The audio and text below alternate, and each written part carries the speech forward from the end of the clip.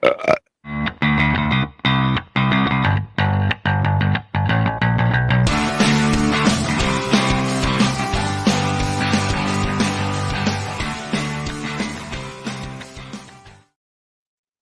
Welcome, everybody, to Generation Dan, the show, like Tony Hawk in 1999 or that one Rocket Power episode, is now vertical.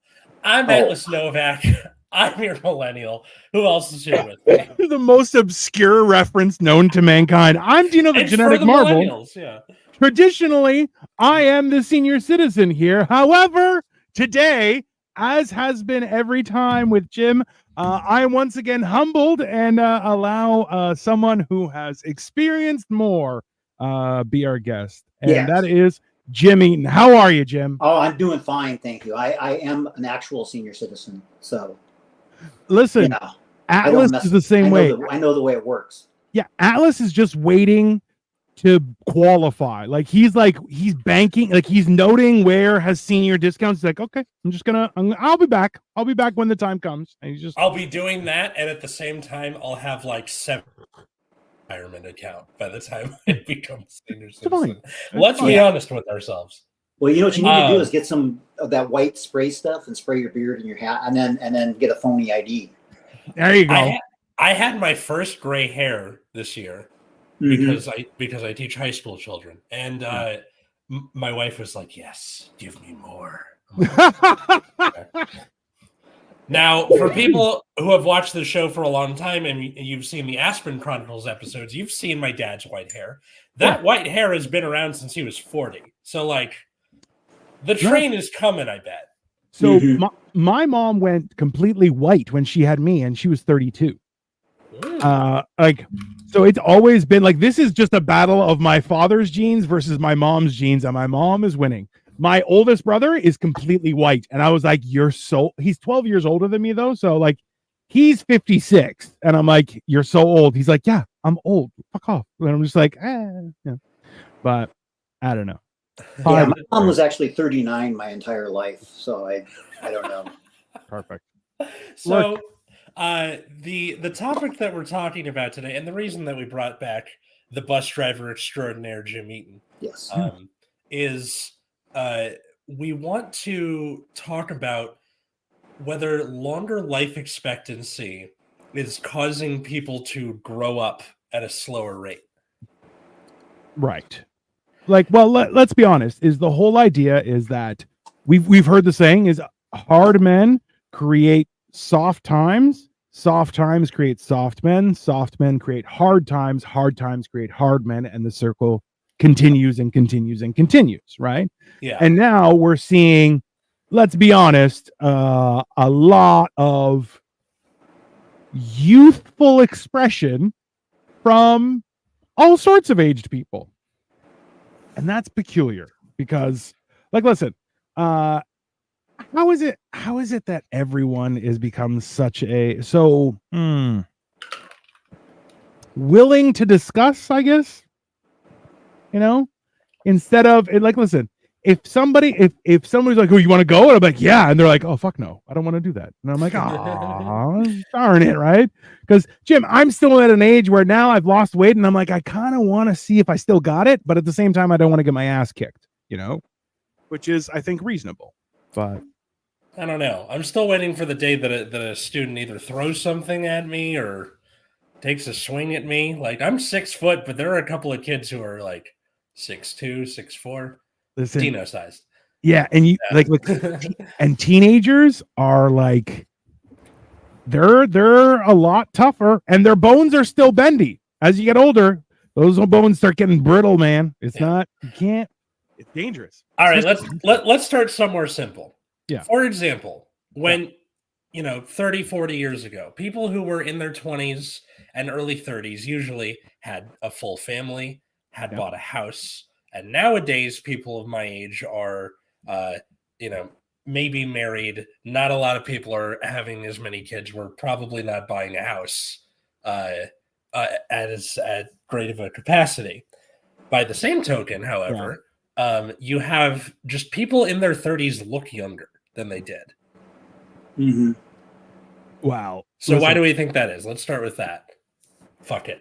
Yeah, people are living to be older. That kind of makes sense, though. People are living to be older, so it's like how also when you get older, you perceive time as taking less. Like time seems to travel faster when you get older. True. So I'm not sure if it's your perspective of time. It's just you've had so much perspective that or if it's physically moving faster. Well, no, like Jim, when you were my age, and you were like saw other 30-year-olds, did they look younger, older? What? But when I was your age, we had like there was issues with like reptiles flying around and stuff. People seemed different back then too. Like people seem to be society seems to be politer now. Although you want to know that by like people arguing about stupid politics and stuff, but like just generally people seem to be more selfish, self-centered back 30 years ago, in my opinion. No, that's fair. And listen, Jim, like in all honesty, you kind of pointed out something that I think that we should touch on too, was that like as you get older, your perspective changes. Oh yeah. Like and like the fact that you just said you're like time travels really fast as you get older. And I'm starting to feel that too, where I'm like, man, it's September. I'm like, my birthday was like yesterday. I don't like it's everything is happening too fast. But it's a little bit one of those things where it's like perception with time will always change. So it's like, is it possible, like you said, is like people have gotten nicer, but is it more so that you're now an adult, an older gentleman, so people are going to be kinder to you? Yeah, probably that could be the case too. Yeah. Like it really is a chicken or the egg situation that like I'm because okay, I don't know, Jim, if you've seen this, but there are a bunch of pictures of like basketball players from like the 70s, okay? And they're like, I'm 26, and you're like, bro, you look like you're 47 and on your third marriage. That's true. It's alarming, right? My theory for that, and I've said it before on this show, is that the reason that people just looked older back then, aside from the camera equipment, aside from all that, is that everybody smoked. Mm-hmm. So there was just cigarette smoke. Like even if you didn't yourself smoke, smoking sections in restaurants, ashtrays, and like just smoke was everywhere, and nicotine smoke like ages you a lot. That's my theory, at least. I also think because people used to smoke everywhere. Like I can remember going to like events at the Moose Lodge and with my parents and stuff, and everybody smoked. I got on an old streetcar and it had an ashtray in the seat, and I was like, that's fucking cool. And then they're like, this thing's getting demolished. I'm like, oh. There's that, and then like less of an understanding of mental health. So I think just people angrier, like it's harder to process your emotions. And I've noticed that too. Like actually yesterday, because I'm in an assisted living facility now, and there's a lot of older people here.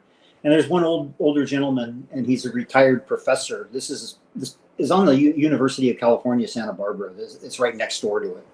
Okay. And we have a couple of retired professors and stuff that live here. Yeah. And they're interesting people talking. In fact, we were talking, and then this one guy, he's always talking about death all the time.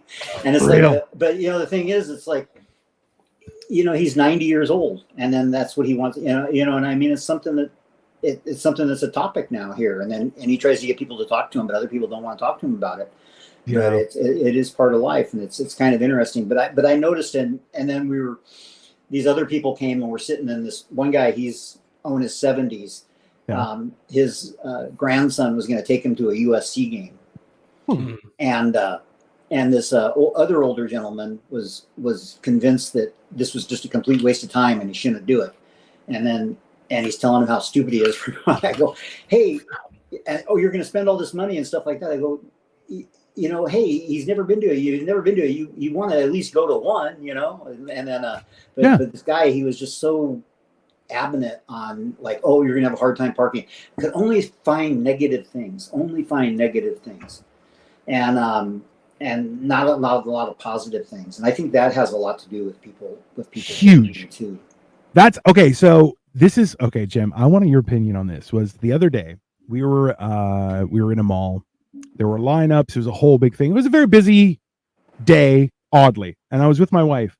and an older couple who were probably, you know what, they looked like they were just starting retirement, so like mid to late 60s, around there. Okay, and they butt through like 3 lines, and like kind of they were being very weird and like pushy. And I said loudly to my wife, because me being, gigantic, I have no fear in talking shit to anyone. I'm like, can you imagine being that old and still haven't learned patience to line up with everybody else?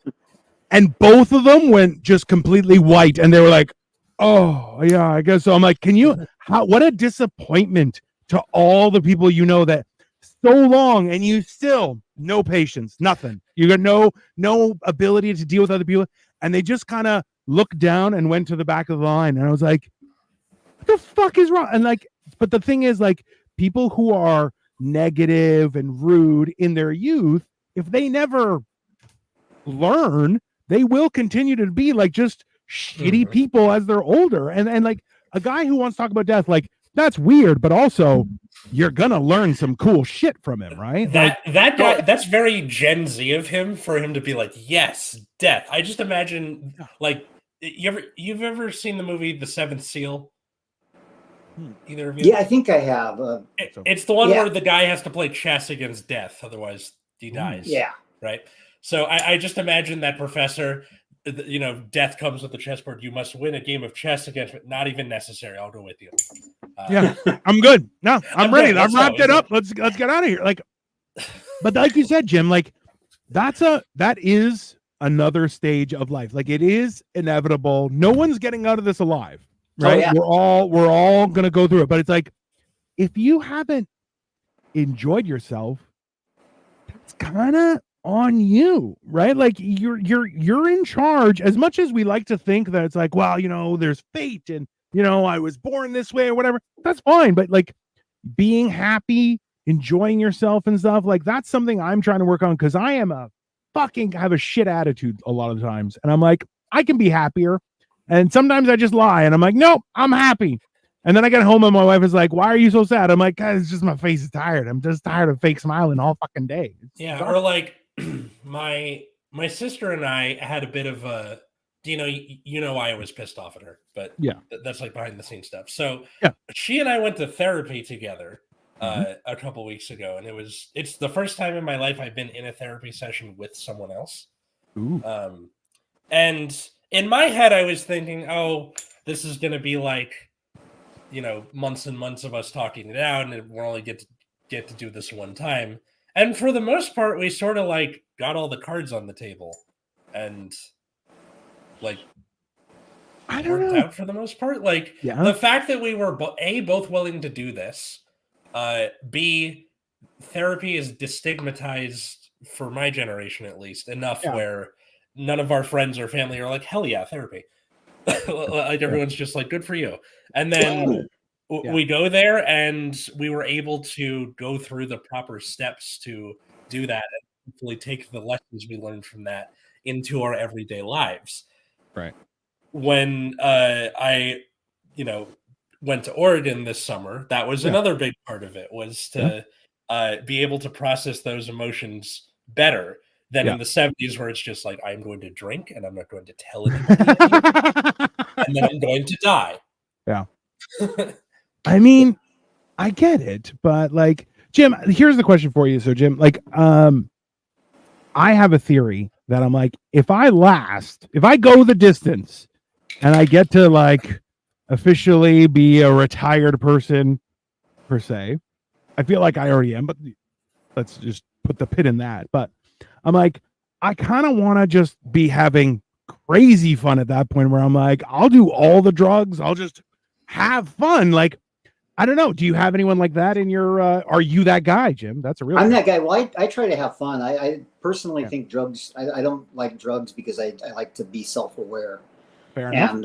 And I find it, because I like to try to make people laugh, and I can't do that if I'm, if I'm using something or intoxicated or something. And also with being a bouncer for years, I was a bouncer for a long time, like as a separate job. So I got to the point where I didn't really like being around, people. I didn't want to be that person. Oh, for sure. Yeah. No, that's reasonable. No. And but there are people like that, and then I look at it like, and there's a few people that and I enjoy life, and I just look at it like, I've had a couple of situations where I thought I was going to die in the last couple of years. Yeah. And I didn't, and I was in the hospital during the height of COVID, and there was people dying around me, and I basically got out, and I was in this acting class online with Atlas, actually. It was a writing class or the acting class. And I just want to get out of here so I can go to my little writer's workshop. And, but it's weird, you don't really think about this kind of stuff, and then, being around all these people too, and talking to them about, that seems to be a topic around here that a lot of people talk about. It's just, we're in the end stage of our lives and stuff, and it's trying to make yourself happy, because it's nothing you can stop from happening. And then kind of another metaphor that I just got thinking about, right across the street from us, there's this giant building. Yeah. And it was actually built to be a retirement home for Stephen Hawking.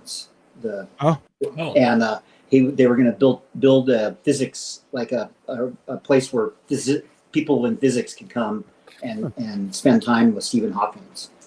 And then he went and died on him. What a prick! They had already spent like $100 million on this. Jeez. Selfish bastard to the end. No, I don't want to share my knowledge with that.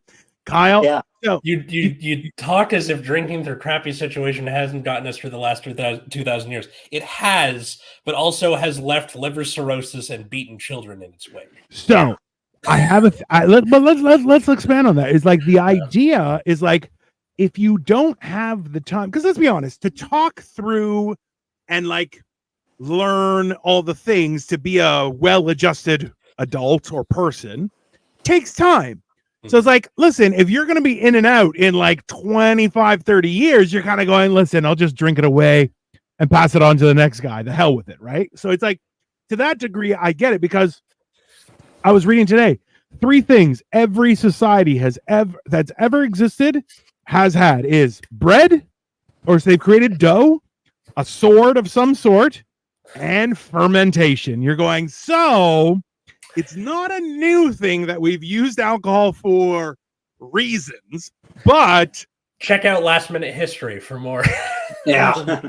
But like more of that. But realistically, now we have more time. And like you said, Atlas was like the idea of having a bigger focus on mental health and its importance, right? Like being positive is a huge, has a huge effect in your day-to-day life. So even if you're not feeling good, but you put on a smile and you fake it, it can work wonders in the long run, right? Like whether that's a placebo or not, or whatever it is, that is, scientifically proven. It's like, listen, sometimes you just have to lie to yourself and say, yeah, no, I'm happy. I'm okay. Yeah. And I'm just going to keep on pushing through. Right. Yeah. That's how I kept myself sane as a bus driver, actually, is because I would just look at myself. Like you get like some like weird, crazy stuff going on. And then you could like, especially with people that are intoxicated or something. And the same thing with the bouncers. It doesn't do any good to fight with them. Because if you do get into a fight with somebody and you're a bouncer, the police are going to show up, and then you both get a chance to put each other under citizen's arrest. So there's a good chance you're going to end up in jail too. So it's best just not to try to fight. But I would just convince myself that I was just observing this on television and not an actual participant. And that seemed to help me a lot, especially with the bus driving. But my favorite thing was, because with being a bouncer, is I would try to tell the people I wanted to go outside and have a smoke with them. Let's go out and have a smoke and talk about this. And what amazed me is how many people would walk with me to the door. Yep. And let me open the door for them, and then me just shut the door. Yeah. But that's, and you know what? Say a word. That's a top tier move. Be like, hey man, why don't we just go have a smoke and we'll talk about it? It's like, all right, fine. And you're like, it's that weirdly, especially when people are drunk people love smoking. If you do smoke, they love smoking. If you don't smoke, they love smoking. It doesn't make a difference. As soon as you have a little bit too much booze, you're like, I need a cigarette. And that's like, I have actively quit like multiple times in like the last few weeks where I'm just like, no cigarettes, please. If it was like, I'm going for a smoke. Yeah. I just hate how cool smoking looks. Like, I've never smoked a cigarette before, but like from pop culture, from over 100 years ago now, something about just the Listen, it's one of those things that you're like, it makes you feel like a dragon. You're like, I'm just breathing smoke. Yeah, I'm basically a dragon. Just that's fine, no problem. It's one of those things. So we know that, like, as a society, as people, we're getting better at being able to handle ourselves intrinsically and how to deal with our personal problems. Yeah. What I also wanted to talk about was, because our parents are living longer, are they preventing us from truly becoming adults? Because around the time of like your 30s to 40s, when you're in the time where you should be like raising your kids, your parents start to get to the age where you're like taking care of two sets of children at the same time. Yes. Some equivalent to another. My phone rang, and I'm being a baby boomer. I can't figure out how to use, freak out when something like this happens. That's okay. Totally reasonable. Okay. Listen, could you hear us while we were talking, or though? Could you hear us though, Jim? Or no, I couldn't hear a thing. Oh, okay. I'm sure you were talking about what a fine individual I am and stuff. Oh yeah, he's the best. He's got friends. People are calling him during the show. It's awesome. But that's how you know. Yeah. The question is, because our parents are living to their 80s, their 90s, talking about death, and people who are trying to, as they're either having kids or raising their kids, their parents are also getting to a point where they're taking care of two sets of children at the same time. Is that preventing us from becoming full-fledged adults? Because it seems like 2 to 3 generations ago, your parents would be dead by like 60 or 70. Oh yeah. And so you're like, cool, they're dead. Take a shot, shed a single tear, and never say anything again, and then I can raise my children. Or what? Well, I think I like the idea of like the older cultures, like Mexican culture and the Italian culture, and where the grandparents become active in their retirement. They take care of the grandkids.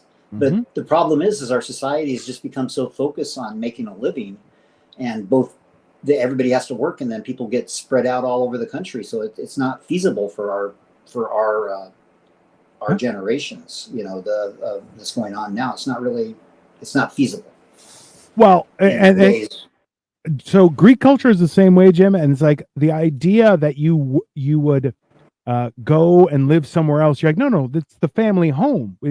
You support the family. And everyone says like, oh, I'm getting a job and I'm moving away. And people are like, why would you do? But you're not supporting your family. Like, your family is important. Right? So it's like, it's everyone has more time to hang out because we're living longer. So if you have more time to hang out, you have more time to hate each other as family members, and also get on each other's nerves, right? So because the concept of moving out, like when you turn 18 or whatever, or after you finish college, didn't really start to be a thing until after World War II. Before that, it was your single family home was like you would take care of your parents would help take care of your kids, and the only person who'd be moving out was the daughter to move in with the husband. Correct. That's usually how that worked for a long time. But then also people didn't stick around for like 90 years. They were like 60 and I'm like, I'm out making room for other kids.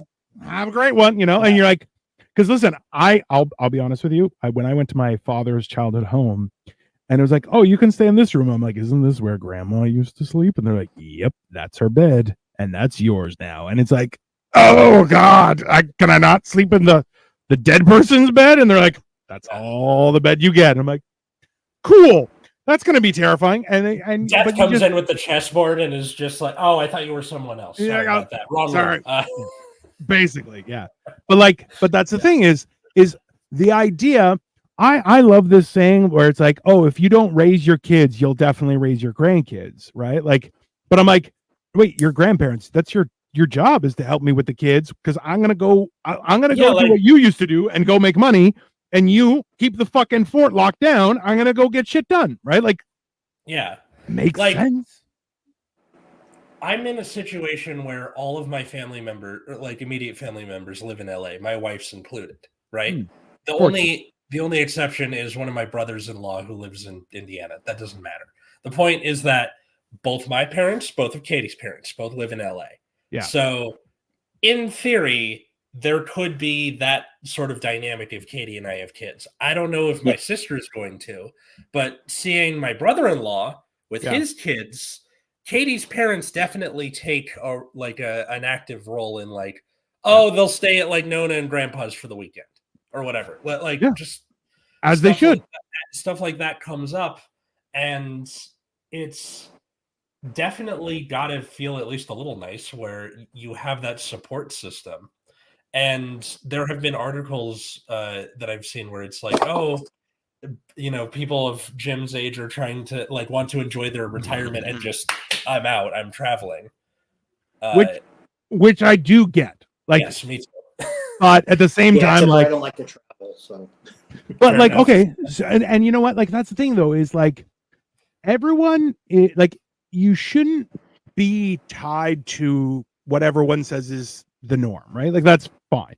Yeah. And it's so Jim, you don't like traveling, but at the same time, what if you're like, I also hate children. So it's okay, well, that's not going to be a good solution for someone to watch your kids. No, Jim's I don't want to, I'm just going to enjoy myself right here.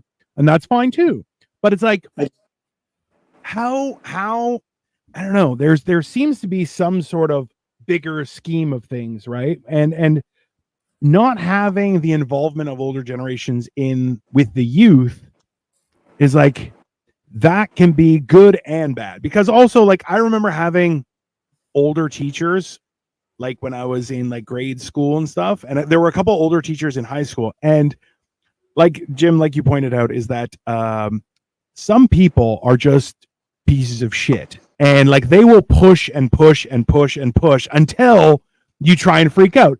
And if you're not capable, like you were, where you're hey, you can be hey man, why don't we just go outside for a cigarette? And then you close the door behind them and go get fucked, asshole. Right? If you're not smart enough to do that, kids will push you until you break. That is what they will do, right? And that's why Atlas, just remember, never touch them. Just never, even when they get in your face, be hey, sorry. That's not how it works, At graduation at the end of this last school year, a couple of people came to hug me, and I was see, I'm not touching. Cool, congrats. But yeah.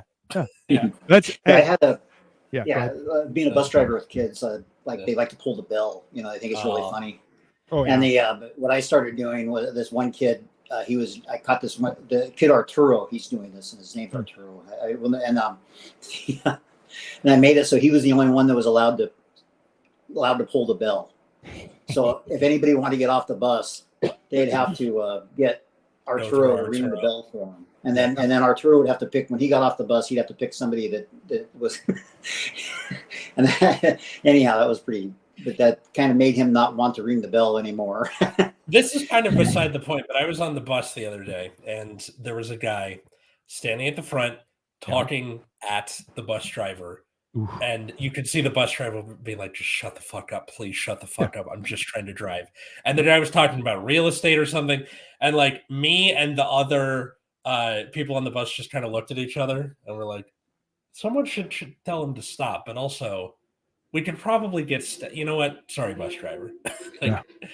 Felt bad to watch. What do you do in that situation? How do you get the guy? I just kind of just turn him off and just yeah. Yeah, because it's easier it's just easier to turn them off. 100%. Listen, it's like being in a very loud club and somebody's trying to tell you a story and you go,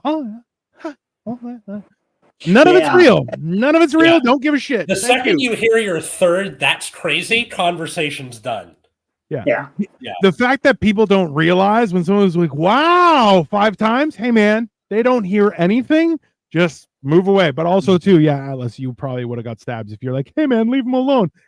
Like that's immediate. Nope. Yeah, nope. yeah, because you have situations. Yeah, or I've had situations too where people like, and then you get like automatic doing things. Like I've had other like where somebody's turned in front of me. Somebody was this actually.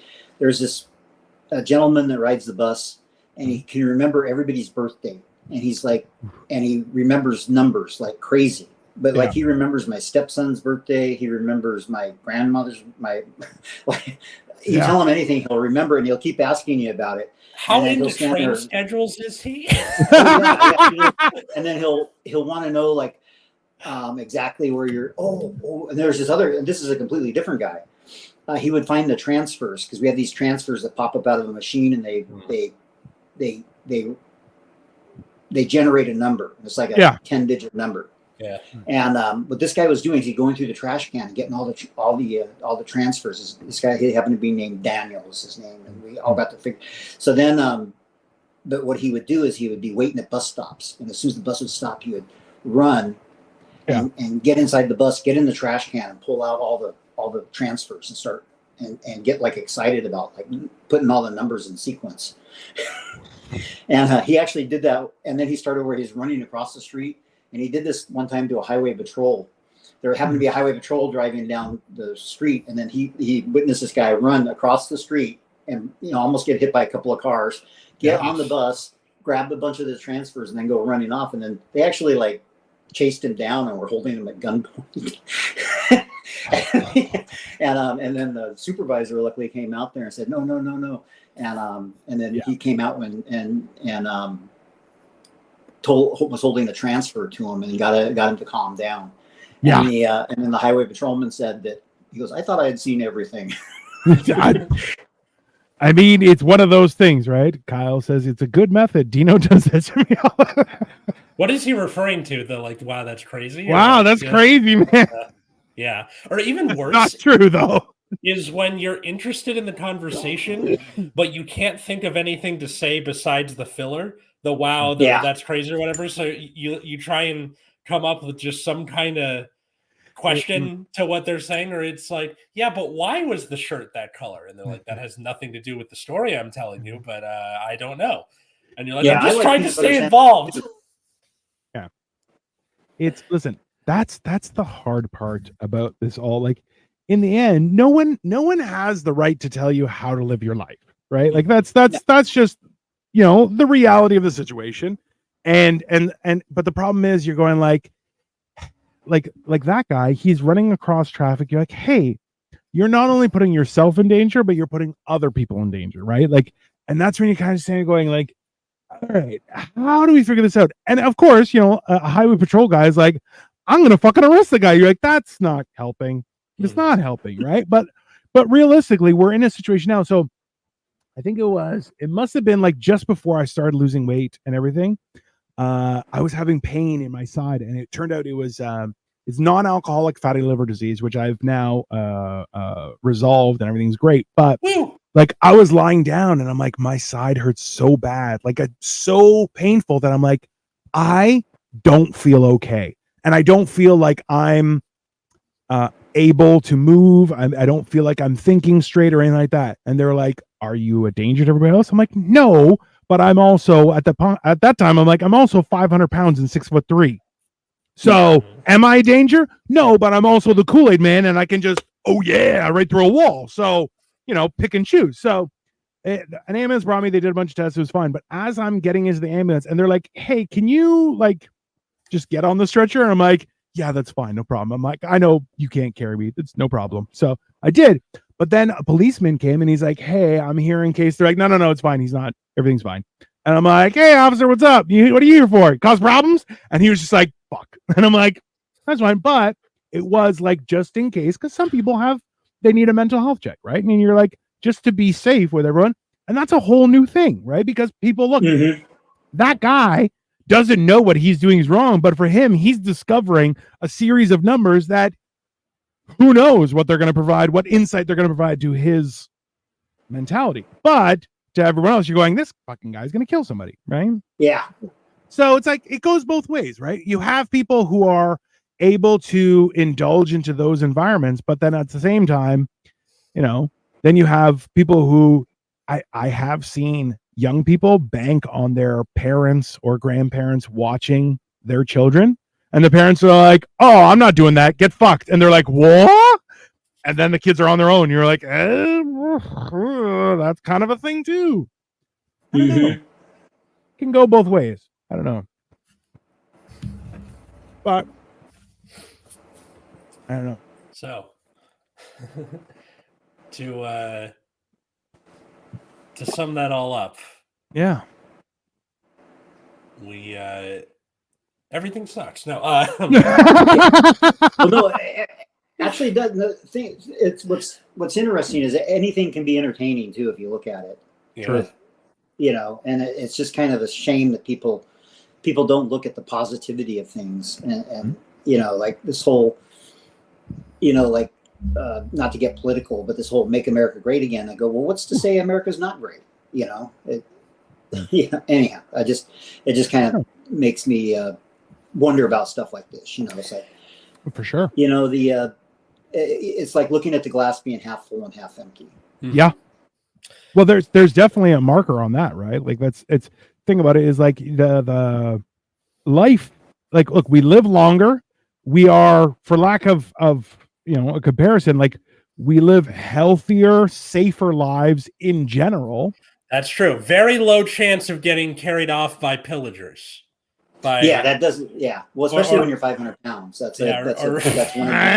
Works out pretty good. Telling you, exploited by your feudal lords. Remember, people, pay your mercenaries. Watch Last Minute History. Yeah.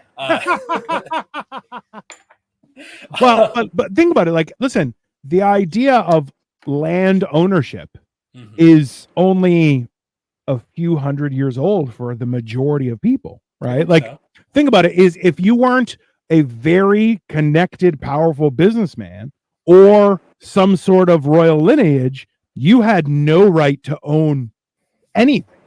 Yeah, that was it. You lived on borrowed time en masse, like your whole existence. We barely had last names until a few hundred years ago, and most last names were just like what your job was, where you were from, or whose kid you were. That's how I met John Dick Toucher. Exactly. Yeah. John, son, Baker, right?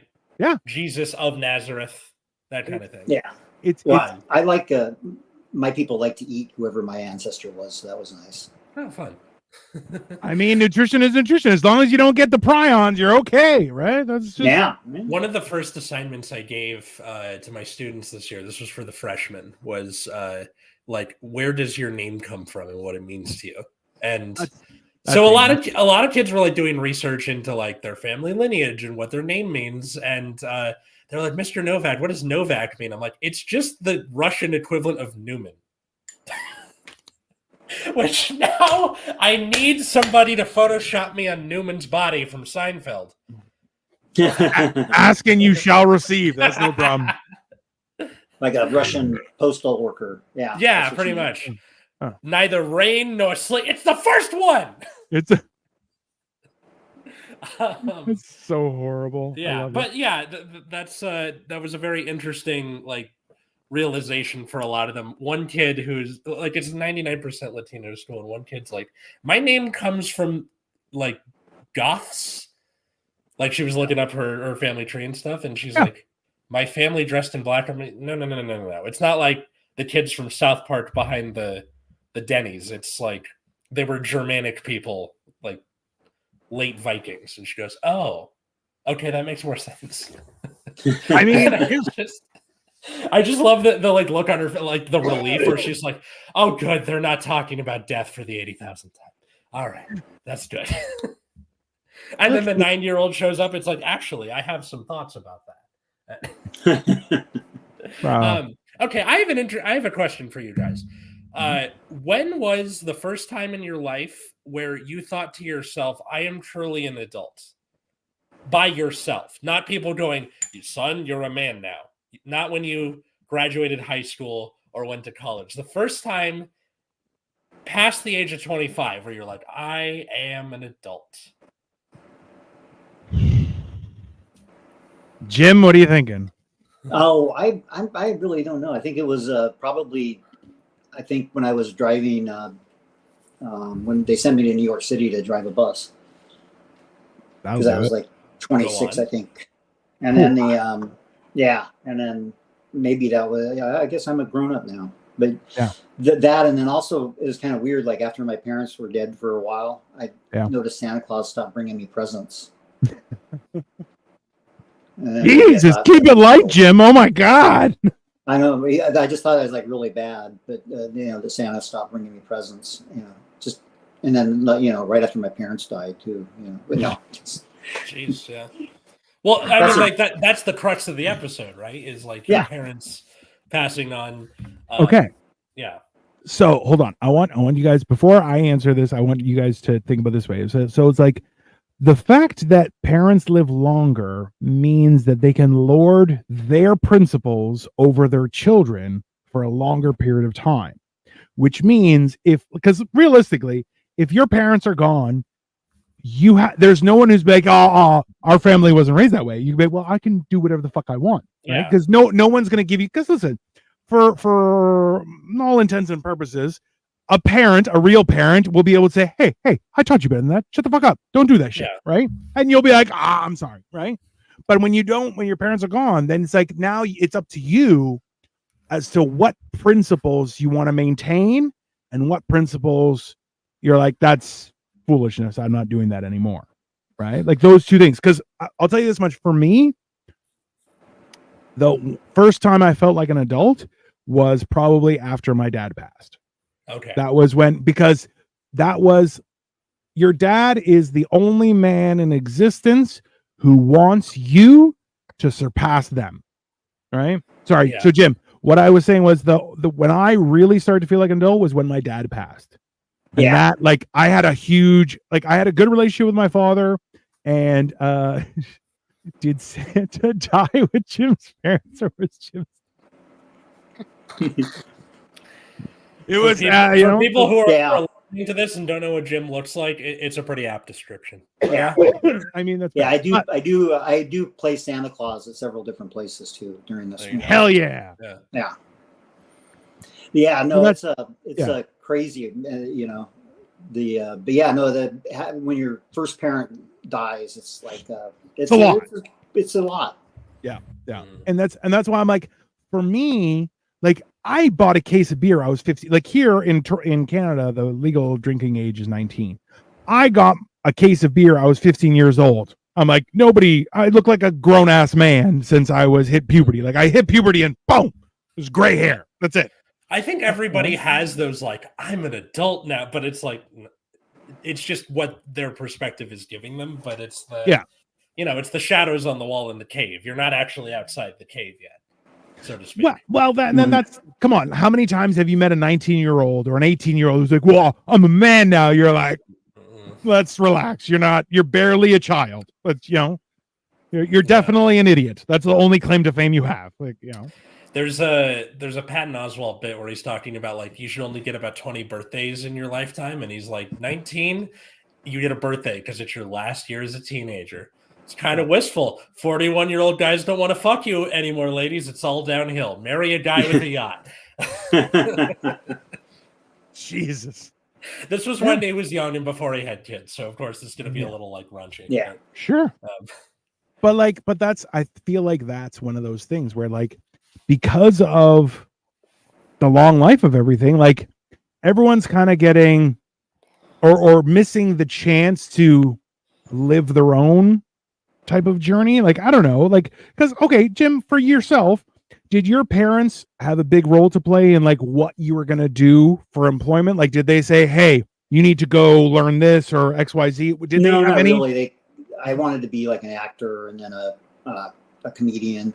Yeah. And they didn't really like that too much, but I just told them I could just pretend like I'm doing another, I can just act like I'm a bus driver now and I'll make a living. And, smart. But but this is another thing about people getting older that, not necessarily with parents, but with senior workers now, like people are staying in their jobs for like ever. Yeah. And when you work for a company that has seniority based like job assignments, yep, people don't really get to move up, and it's creating a little bit of hostility because the work, like in my particular job, is like you have to work these split shifts for your first few years. Yeah. And where you're at work from 6 a.m. until 7 p.m. And and these people that are the senior drivers, they're not retiring, and they're just staying in the cushy positions, the cushy runs. And so like you're having to do these, like what you're supposed to only be doing for a few years, for 20 years. And that's I think a huge problem. I think we need to figure out some kind of mandatory retirement age, I think, or that's just what I think. But workers. Well, that's the real crux of it, is like the advantage of having time in an industry, whatever it is, like as a driver, as a tradesman, whatever it may be, you will learn something. And it is important for that knowledge to be passed on. But if you're trying to hold on to your job because as long as you're capable or needed, you'll be able to get paid, you're like, well, that's counterproductive too, because now you're holding on to something which rightfully should move on. Like you should be able, like the idea that you have to wait until 65 to retire, you're like, for what? Half the people I've literally, because I used to be a financial planner, Jim. I'm like, I saw clients who were planning, they're banking, like 65, I'm going to go travel the world. I'm going to do this. 63, boom, kick the bucket. You're like, oh yeah. What's the fucking point? What's the couple? Like that didn't work out. You're like, that's why it's like going to travel. Like I said this to Atlas, and I've said it to the other guys that we do shows with. I'm like, hey, do you ever look back fondly and remember that time where you slaved away at work and nobody cared? No. You remember that time? You're like, no, I skipped work. I went out with my buddies and had an epic night. That's what you should do. Not be like, oh, remember all that overtime I worked and all my coworkers hated me? Yeah, nobody cares, right? Yeah, I worked a lot of overtime because I managed to make a lot of money when I was a bus driver, but it's because I worked a lot of overtime, and it just it's not worth it. It's like such a waste of time now. If I could tell people that was probably the biggest waste of my life was working overtime. Yeah. Most of the time I've worked overtime is not because like, oh, I need to like get this bread or like I need to look good for the boss. It's just like I want more money so that I can like go do other shit or like it's never been a social thing for me. Like so yesterday and the day before was Katie's best friend's wedding and rehearsal dinner respectively. So at the rehearsal dinner we were talking to another one of the bridesmaids. Katie was a bridesmaid, and when we were like getting to know each other, the first thing that I asked them was like, what do you like to do for fun? And a lot of them were just like, because what they're expecting is, what do you do? Yeah. And I don't care. Like, unless what you do is who you are as a person, and especially for people of my age and younger, it's almost never is. Yeah.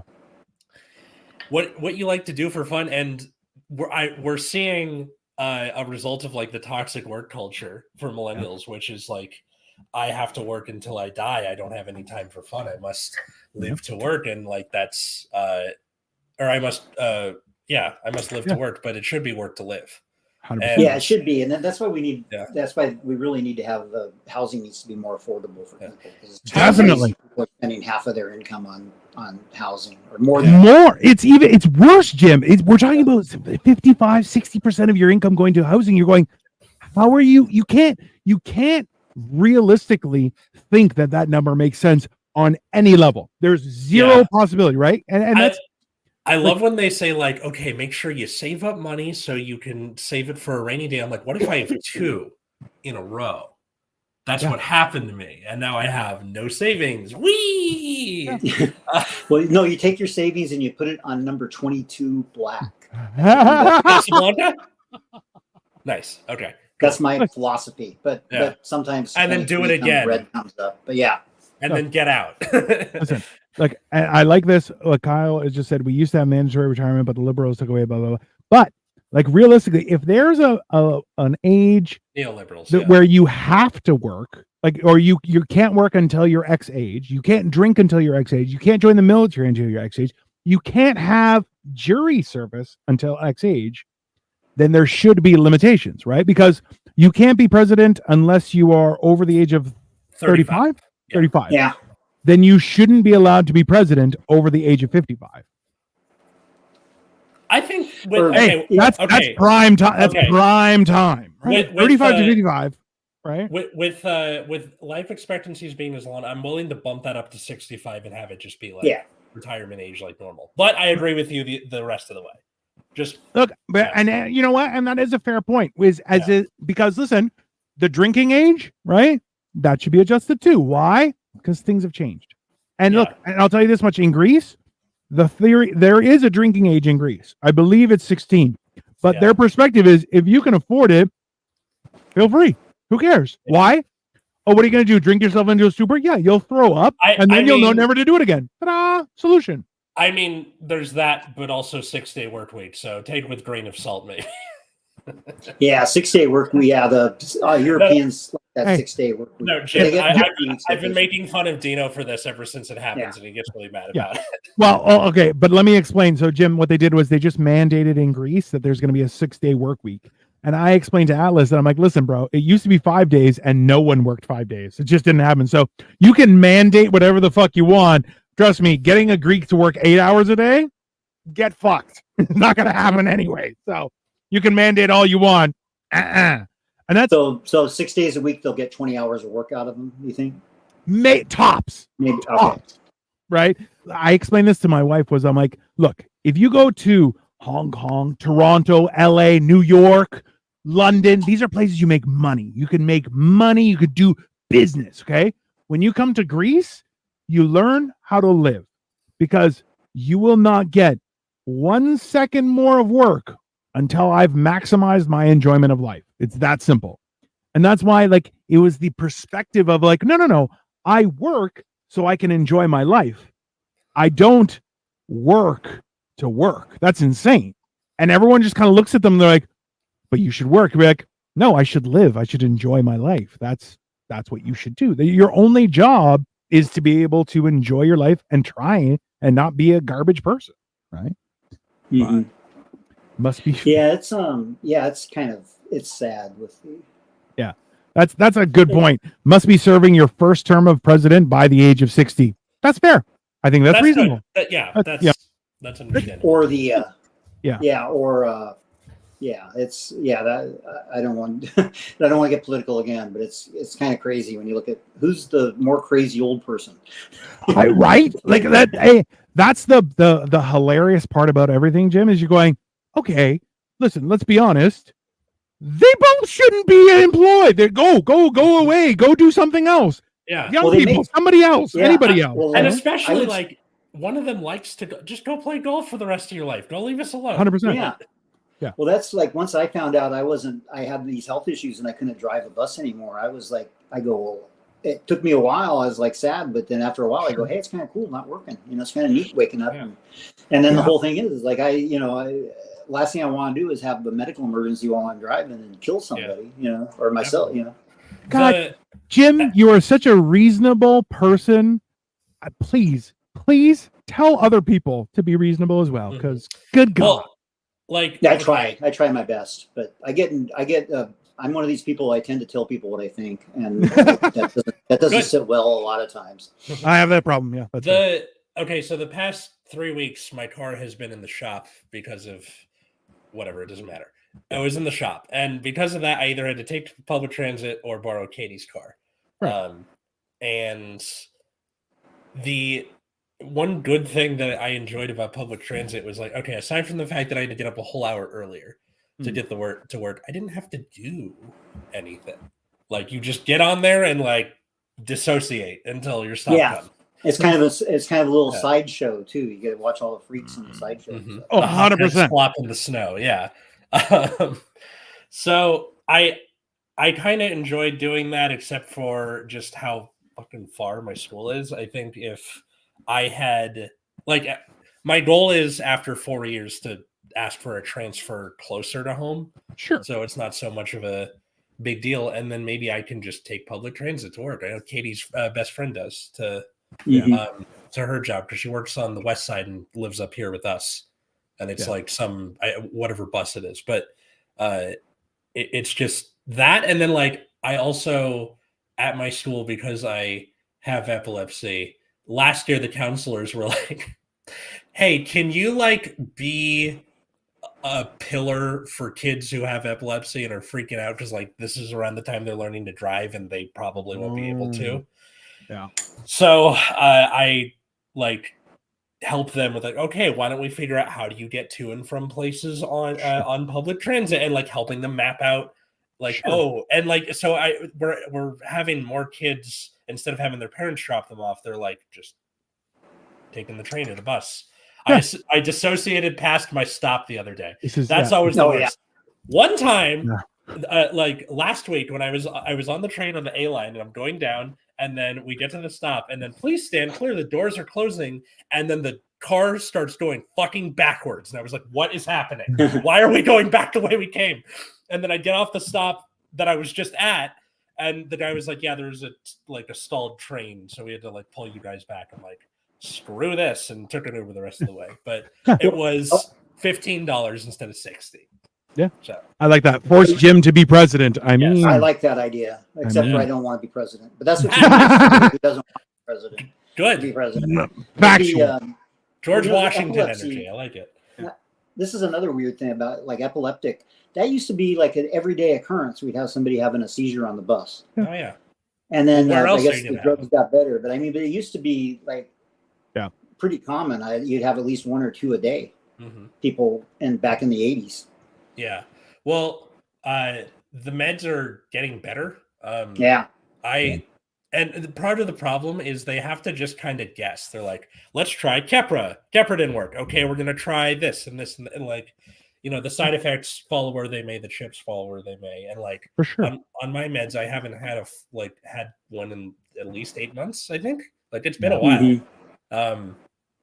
So that's good. Because that's kind of scary. But the thing is you would see some, we know to get people, just leave the person alone, let the seizure run its course. Yeah, because people always want to pull their tongue out.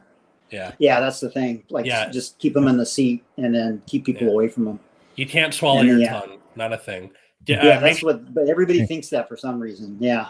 Epileptics, if you have the condition, get one of these, because you never know when you're going to be alone, and people are like, oh my God, it's their first one, and then call the ambulance. It doesn't do anything. Having a bracelet where they go, oh, okay, all right, just make sure they don't, brain themselves on the seat or whatever. Or put a cookie in their mouth and try and mash it. It'll help them wake up. No. Or drop them off on a bus stop. One of the two. Yeah, just kick them out of the car. Kick them out of the car while the car's still moving. They'll be fine. Epilepsy gives them superpowers. That's it. Epilepsy does give people superpowers. So no problem. I just realized I forgot to answer the first time I truly felt like a man, and I think it was when I moved in with Katie. Which was only about a few years ago. Because before it was just like, oh, I'm a comic. I'm trying to make it as a comic. And I didn't really, my job was just like, get it out of the way so I can go do stand-up or whatever. And with Katie, it felt like I was going a concrete direction that I could actually see where something was, and not just a nebulous cloud of where stand-up. It was, we're moving in together with the implicit idea that we'll probably get married someday. We might have kids someday. Like, it finally looked like something was going to happen. As you should. Yeah, and that's a reasonable. See, look, that's the thing is, a lot of times too, for a lot of men, is until they have the responsibility of a significant other or family or something else, right? And that can be a job or anything that has responsibilities that other people rely on. You tend to start to appreciate that you have an importance to the universe, right? Like, it's a big deal. Like, think about it this way. Like, Jim, you're a bus driver. Okay, that means all those people are technically in your care while you're driving. That's a responsibility that, you don't always think of, but you're like, it is important, especially somebody pulls out in front of you like you kind of start to realize, hey, I have a role to play, right? Which is important. Yeah, and we can perform marriages too when we're on the bus too. Like the captain of a boat. I love it. That's Yeah. totally reasonable. Totally reasonable. Yeah. All right. Well, so the answer is live your life with complete disregard for everyone else. You might be happier, but maybe We're not. prob- Enjoy we're your- probably. Go ahead. Enjoy Jim. yourself. That's the key. Just like look at life as being a show for you. 100%. We're almost. And we live. We're blessed to be. We're blessed to live in probably the nicest place in the world, at least here in Santa Barbara. But like, and in the United States in general. True. Is people don't realize how lucky we have it in the Western states here. Yeah. Canada too. Absolutely. Listen, and I've multiple times told people, I'm like, listen, you should travel for no other reason, just to realize and appreciate what we have here. Remember, like this is not like it's been hundreds of years before there were people marching through our streets. That's a big deal, and that's not necessarily what a lot of people can say. That's hard. Yeah. It's a hard life, right? But that was what 200 and something. When did the Canadians burn down the White House? 1812. In 1812, I know it was the War of 1812, but was that like later in the war? I can't remember. Whatever. But yeah, see what happens when we let too many Canadians in here. 100%. White House. Yeah. Bunch of troublemakers. Just check out the Geneva Convention if you want to know what Canadians do, people. It's a great read. So Jim, thank you so much for coming on Last Thank Minute you for History. having It's me. been I too really long. enjoyed it. I enjoy comedy. That's the other thing too. And go to comedy shows. And especially Atlas's. Like go to Atlas's Facebook and then go to one of his comedy shows, and that will make you happy. Thank you. Do you have like anywhere people can find you, follow you, or anything? Or Oh yeah, I should have put that in there. I have Facebook and Jim Eaton at 8:05, and then I also do comedy shows at the Red Piano on Thursday nights in Santa Barbara, and Friday nights at the Java Station in Santa Barbara. nice. Santa Barbara Comedy something.com website. I don't know. Laughfestival.com. We'll have it in the show notes for people. Yeah. To look up. But I can't actually remember that stuff because then they would want to let me be a baby boomer anymore. You They can kicked me follow. out. You can follow us at Generation Dan on Twitter, Instagram, anywhere you get your podcasts. Yep. Make sure to leave a like, leave a review, leave a comment, all that stuff. Tell your friends about the show. You can find me at Atlas Novak in all the places social media is found.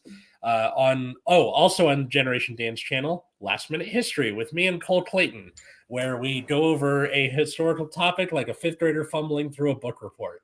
On the 18th, we'll be covering Bonnie and Clyde. So, did you know that they were in their 20s? Wow.